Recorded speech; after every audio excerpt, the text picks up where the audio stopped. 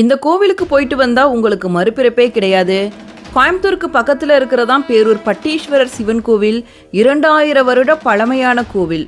இந்த கோவிலுக்கு போயிட்டு வந்தா உங்களுக்கு மறுபிறப்பே கிடையாது அப்படிங்கிறதுக்கு உதாரணம் இங்கே இருக்கிற பிறவா புளிய மரம் தான். இந்த புளிய மரத்தோட விதைகளை எங்க போட்டாலுமே அது முளைக்காது. பிறவா நெறித்தலம் அப்படிங்கிறத உணர்த்துவதற்காக சிவபெருமானால் அருளப்பட்டதுதான் இந்த பிறவாத புளிய மரம். இந்த கோவிலோட இன்னொரு அதிசயம் இரவா பனைமரம். பல்லாயிரம் வருஷமா இறப்பே இல்லாமல் இப்போ வரைக்கும் செழிப்பா இருக்கு இந்த பனைமரம். அழியாத இறைவனை போல அவன் எழுந்தருளியுள்ள இந்த தலமும் அழியாமல் இருக்கும் அப்படிங்கிறதுக்கு சான்றுதான் இந்த இரவா பனைமரம்.